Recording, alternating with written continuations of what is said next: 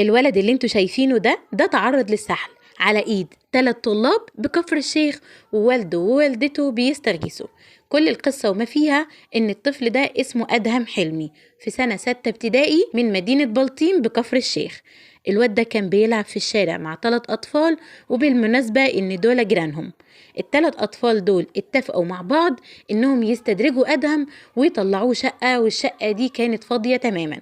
وفعلا عملوا كده وطلعوه الدور التاني وربطوه وضربوه، وكمان سحلوه على الأرض وفضلوا يعذبوا فيه وضربوا فيه جامد لحد ما الولد مفقد الوعي. ومن كتر التعذيب والضرب الولد جاله كسر في الجمجمة، وما اكتفوش بتعذيبه لحد كده وقطعوا له ودانه، وكمان جاله نزيف في المخ. والموضوع يخلص على كده؟ لا، ده كمان واخدينه هما ومجرجرينه على الأرض ورموه من الدور التاني.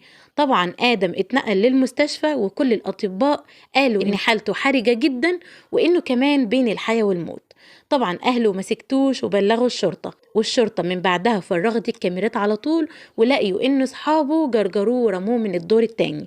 أهله طبعا منهارين جدا عليه وبيستغيثوا وبيطلبوا من كل الناس إنهم يجيبوا حق ابنهم أدهم. ربنا يرحمه يا رب ويغفر له ويصبر أهلهم يا رب على فراقه.